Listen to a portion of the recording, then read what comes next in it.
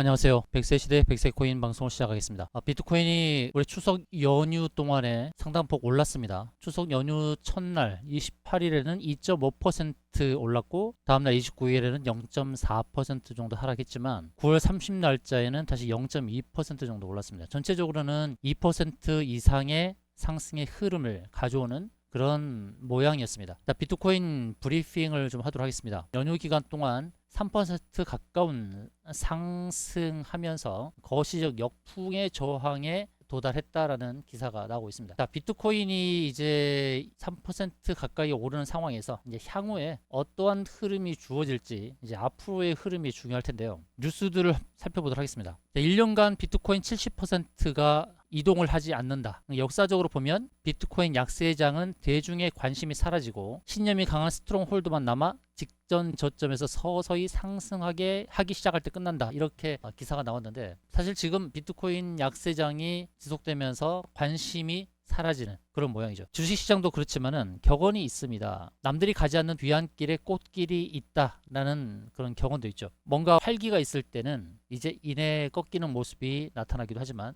약세가 지속되고 관심이 멀어지고 바닥권이 있을 때 그때부터 서서히 상승을 준비하는 겁니다. 투자 자산도 다 마찬가지고 비트코인도 마찬가지입니다. 인내를 하게 되면 인내의 끝에 고진감래의 열매가 있다는 것이죠. 브라질 중앙은행은 암호화폐 사용을 확대하면서 규제를 강화한다고 합니다. 규제가 강화되는 거 이런 부분이 필요합니다. 왜 그러냐면 규제의 명확성이 나타나야만 기관의 자금이 들어오는 거예요. 암호화폐를 통한 탈세, 불법 활동 이런 것에 대한 규제가 명확하게 정해져야만 합니다. 규제와 한계 이런 것들이 정해져서 불확실성을 이제 확실한 방향으로 나아가게 하는 겁니다. 규제를 강화한다는 내용이 나와야 됩니다. 브라질처럼 미국이 규제 강화에 대한 그런 내용들, 법안들이 상정되어 있는데 법안들이 빨리 통과되기를 우리는 기대를 해야 되죠. 그래서 규제에 대한 부분에 대해서 부정적으로 볼 것이 아니라 규제가 빨리 강화되고 그것들이 명확해지면 좋겠다라는 기대하시면 좋겠고요. 다음 주 10월 초에 이더리움 선물 ETF 승인이 유력하다라는 내용의 기사가 나오고 있습니다. 이더리움 선물 ETF의 승인은 비트코인 현물 ETF 승인에 긍정적인 영향을 미친다는 내용의 방송을 계속 제가 하고 있죠. 현물 ETF의 미래는 아직 불분명하지만 이더리움 선물 ETF는 10월 초에 출시를 시작할 가능성이 크다. 90% 확률이라고 합니다. 미국 셧다운 전에 승인될 가능성이 유력하다고 하죠. 이더리움의 선물 ETF 승인은 암호화폐 시장에 굉장히 의미가 있는 결과값이라고 할 수 있겠습니다. 비트코인 현물 ETF도 분명히 영향을 줄 것입니다.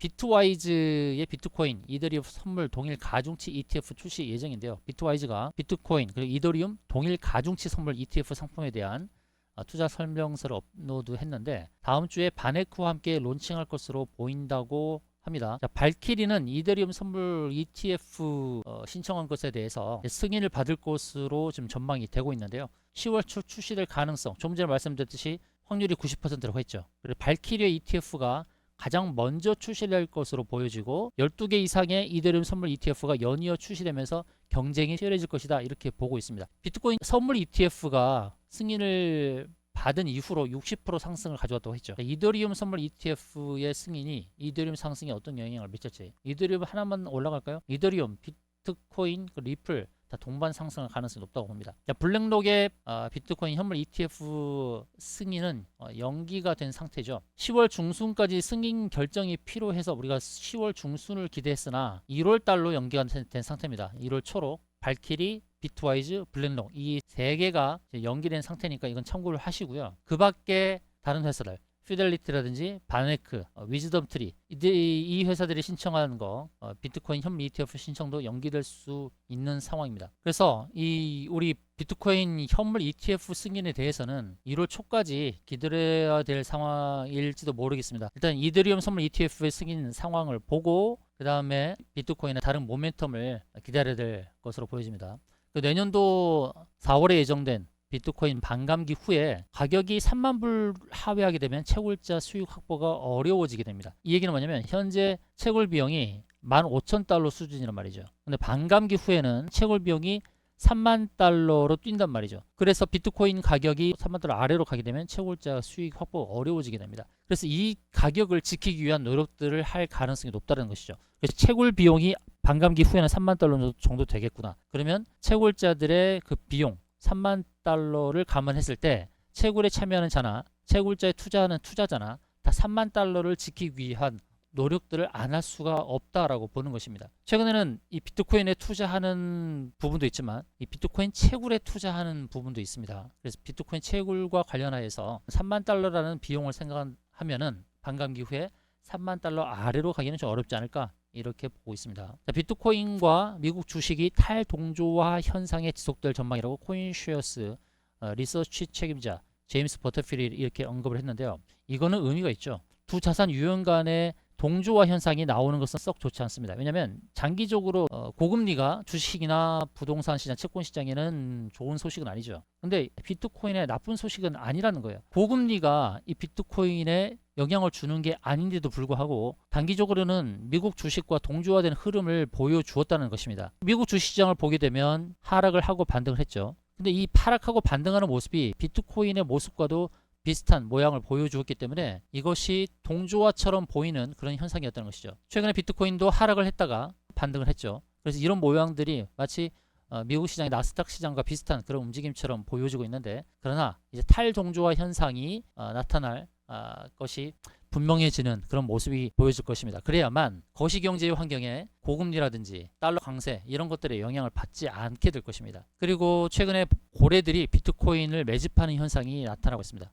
이 세력이죠. 테더 고래 상호 주소가 최근 6주간 꾸준히 USDT를 매집하면서 현재까지 150억 USDT를 축적했다는 것. 그래서 일반적으로 이런 것들은 강세장의 신호로 해석된다는 것이죠. 이 고래들의 매집이 지속되고 있다는 것입니다. 비트코인에. 그리고 이런 분석도 나오고 있어요. WTI 100달러 돌파 시에 위험자산 매도 본격화될 것으로 전망이 된다라는 그런 언급도 나오고 있습니다. 자, 위험자산 매도가 본격화될 가능성이 큰 것은 이제 물론 원유 가격에 영향을 받는 투자 자산으로 묶여졌을 때 그런 것이고, 비트코인을 투자 자산으로 엮지 말자고 말씀드리는 건데요. 원유의 흐름을 보겠습니다. 자, 원유의 흐름입니다. 원유의 일봉 상황입니다. 원유가 28일자에 95달러까지 올랐다가 이틀 연속 이제 급락의 모습이 나타났는데요. 주봉을 보게 되면 구름층까지 갔다가 부딪히고 밀린 상황입니다. 구름층은 일반적으로 저항대죠. 매물대니까. 일목균형표가 원유의 차트에도 다 적용이 됩니다. 자, 월봉 상황에서 보면은 기준선 거의 다가왔다는 것이죠. 기준선은 26개월 고점과 저점의 평균이죠.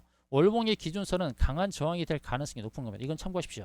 원유나 금이나 또는 달러나 다 월봉의 기준선은 아주 강력한 저항입니다. 그래서 월봉 기준선 근처까지 왔다가 빠졌는데요. 95달러까지 왔는데 월봉의 기준선은 96달러입니다. 혹시 다시 상승한다 하더라도 96달러는 강한 저항이 될 가능성이 높다고 보는 거예요. 100달러까지 오른다고 하는 것은 그것은 오버슈팅이라고 볼 수 있는 거고요.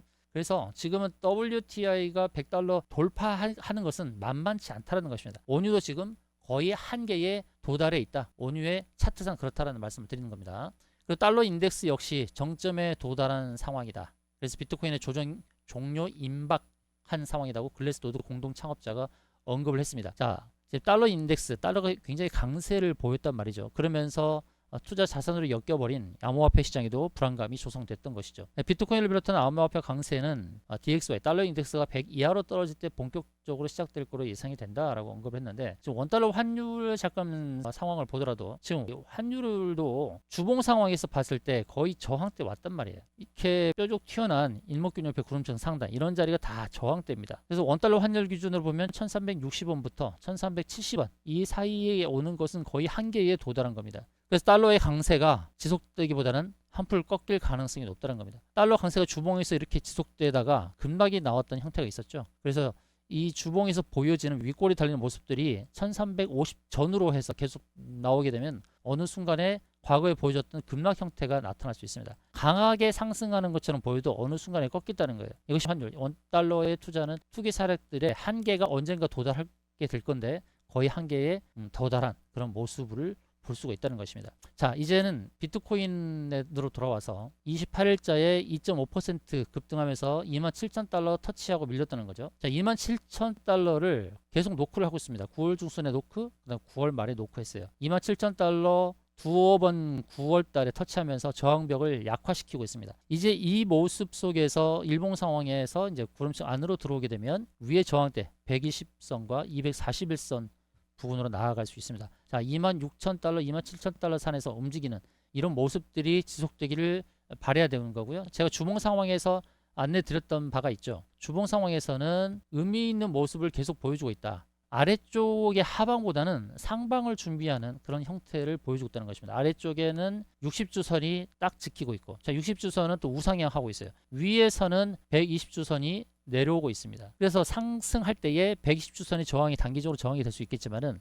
하방보다는 상방으로 전개가 더 가능성이 높은 그런 형태를 보여주고 있다는 것입니다.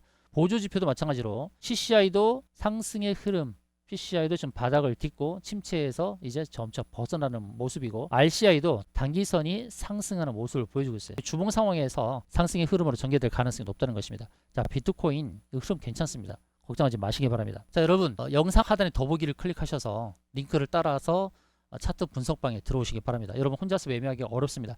실시간으로 따끈따끈한 속보 내용과 또 비트코인, 이더리움, 리플, 솔라나 이러한 암호화폐의 대장, 준대장 종목들의 코인들의 흐름을 실시간으로 안내를 드리고 있습니다. 그리고 여러분의 코인도 분석을 해드리고 있습니다. 차트 분석방 들어오셔서 코인 분석 편하게 의뢰하시길 바라겠습니다. 자, 비트코인, 이더리움, 리플, 솔라나 등등의 가상자산의 흐름들을 짚어드리고 또 실시간으로 속보 뉴스를 안내 드리도록 하겠습니다. 영상 하단에 더보기 클릭하셔서 무료 차트 분석방 들어오시길 바라겠습니다. 이상 영상 마음에 드셨으면 좋아요, 구독 눌러주시면 고맙겠습니다.